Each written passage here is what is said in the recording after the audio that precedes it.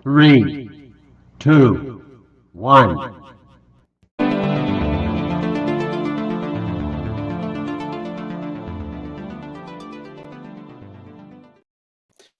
Hello and welcome to another episode of the Fantasy Football Happy Hour podcast. I'm Matt and I'm here a little bit earlier this week, going on Saturday night because some stuff has come up for the morning, but I did want to get that Week 8 preview in for you. So I'll be looking at my games of the week, some sit-start recommendations, and then I will pull up my picks against the spread. Last week went 7-6 against the spread, so it could certainly be worse. But before we dive into all that, let's talk about the Thursday night football game.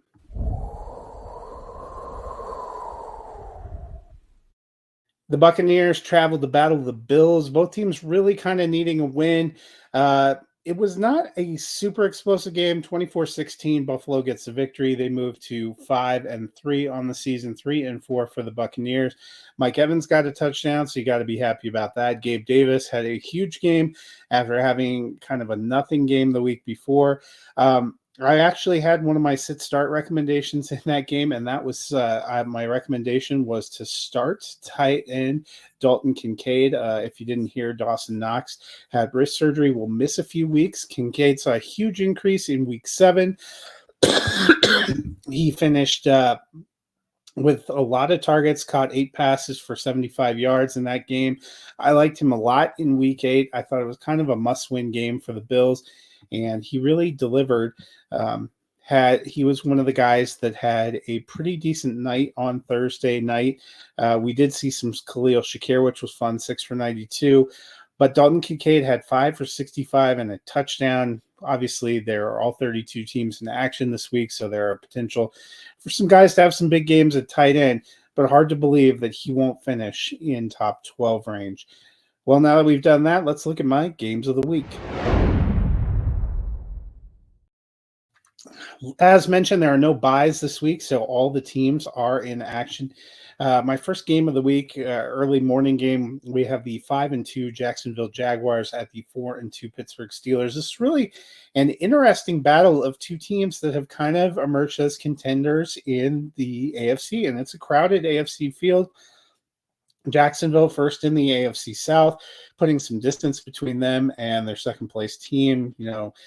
Texans are 3-3 behind them, kind of a young team. How will they finish? Colts are 3-4 and have already been swept by the Jags. So there's some distance. Titans kind of sliding a little bit. We're going to see Will Levis this week. So Jaguars doing good in division, but they have loftier aspirations, and I think they want to win games like this. The Steelers, meanwhile, they're in a pretty fierce battle. The Ravens are 5-2. The Steelers did get a head-to-head win over them.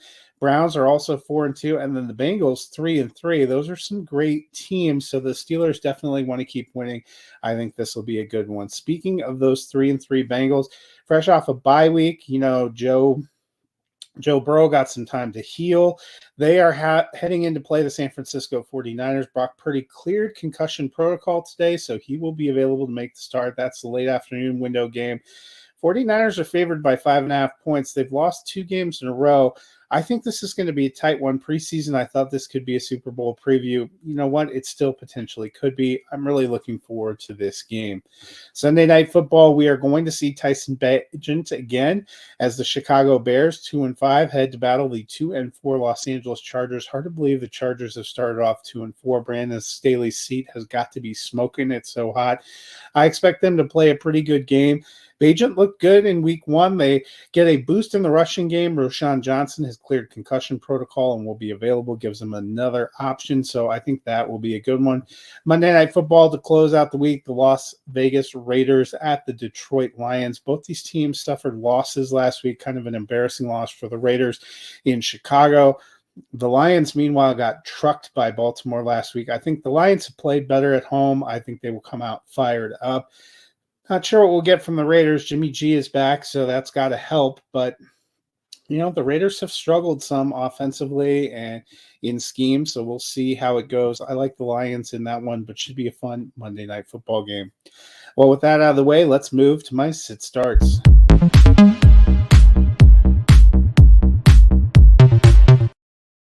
And I'm going to jump right in at quarterback for sit starts. Last week, I didn't have my greatest week in sit starts. I finished 0-4 with my start suggestions. Tua and Raheem Mostert held down on Sunday Night Football for the Dolphins. Zay Flowers was close, but just short of top 24 at receiver. And Kyle Pitts also fell just short, just a couple of tight ends away from tight end 12. I was 2-2 in my sit recommendations. Gardner Minshew had an incredible game. That Browns defense couldn't hold him down. And Rachaad White did enough passing to get in, but I was right on with Gabe Davis and Zach Ertz, who is now on IR.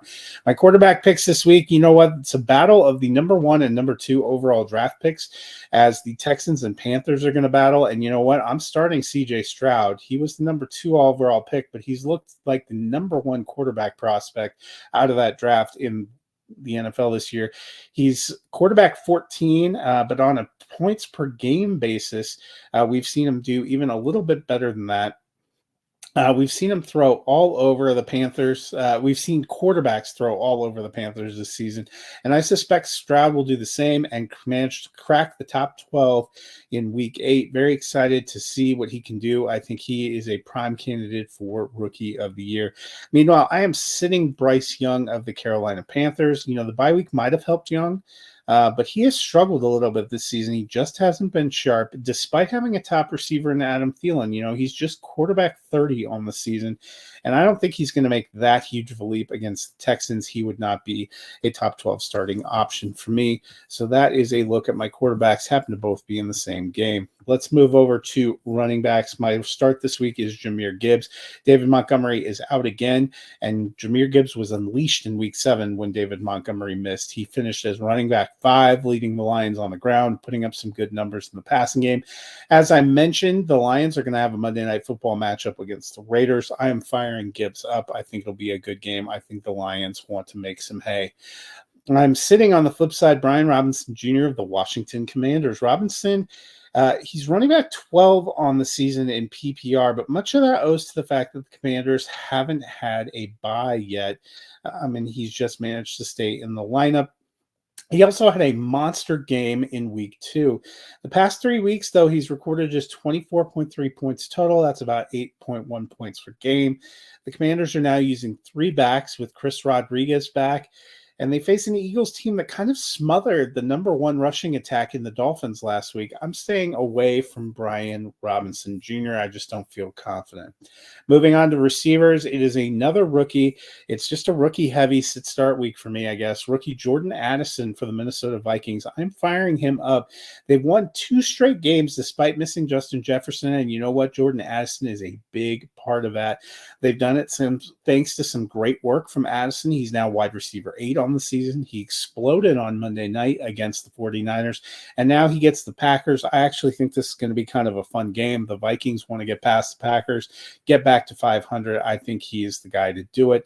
I'm sitting on the flip side, DeAndre Hopkins. Did you know he is just wide receiver 51 on the season? He only has 1 game with double-digit points. He's averaging 6.3 points per game.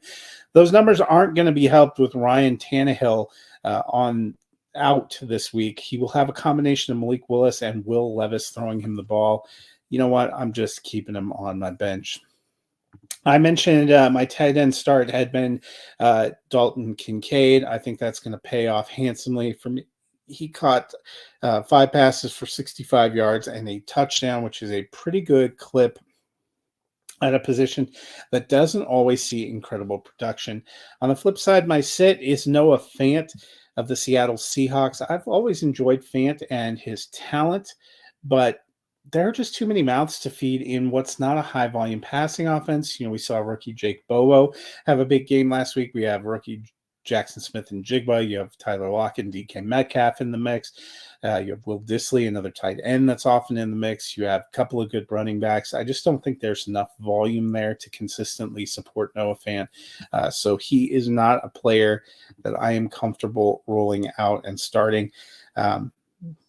He's tight end 32 on the year. He hasn't had a single double-digit game. I'm not banking on it this week either, so I am staying away. That'll do it for my sit starts. Let's move on to Pigskin Pick'em picks against the spread. As I mentioned last week, I was 7-6. Got off to a good start this week. I actually picked Tampa Bay plus 8.5. I thought that point spread was too big. The 24-18 victory was only 6 points, so I got another point. I am 56-51 on the season, which actually has me, according to ESPN, in the 88.1 percentile. Feels pretty good. There are a full slate of games this week, so diving into the Sunday set, Los Angeles Rams at the Dallas Cowboys. I took the Cowboys minus 6.5. Minnesota Vikings at the Green Bay Packers. Minnesota is getting plus 0.5 points, just half a point, but why are they getting points? I have them as a straight up victor, so I certainly took them plus the 0.5 points. Atlanta Falcons at the Tennessee Titans. Falcons are minus 2.5. I took them there. I think they will beat the Titans. Saints traveling to battle the Colts. Saints are plus 1.5, but I just have a feeling about the Saints. I picked them as a straight up winner, so I took them plus the points. Patriots at the Dolphins. Patriots minus or plus 9.5. I took the Pats plus the points here. I think the Dolphins will win. These two teams played earlier this year. Dolphins managed to get the win, but it was only by 7 points. I don't think New England's going to get blown out, even if they lose. Battle of New York, the New York Jets at the New York Giants. I took the Jets minus 3.5. Jacksonville Jaguars at the Pittsburgh Steelers. I took the Jaguars minus 2.5. Washington Commanders hosting the Philadelphia Eagles. I took the Eagles minus 6.5. I think they'll get a win there. Texans at the Panthers. I took the Texans minus 3.5. Cleveland Browns with PJ Walker at the Seattle Seahawks. I took the Seahawks minus 3.5. Kansas City Chiefs at the Denver Broncos. I actually took the Broncos plus 7.5. I don't know if the Broncos will win straight up.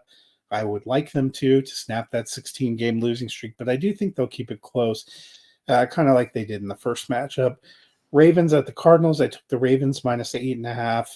As I mentioned, 5.5 point spread for the Bengals and the 49ers. I took the Bengals plus 5.5. I think that one will be closer.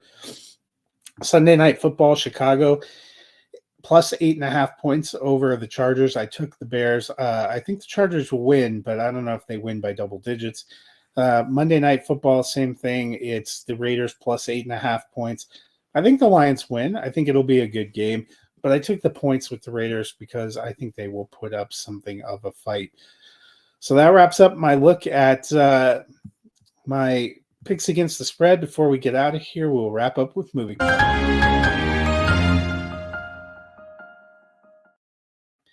As we close October, it is a slow week at the cinemas. The big releases this week. Five Nights at Freddy's, based on the popular video game. It is available in theaters and also on Peacock if you want to stream it at home. And for Netflix, Pain Hustlers dropped this week with Emily Blunt and Chris Evans. So a couple of options.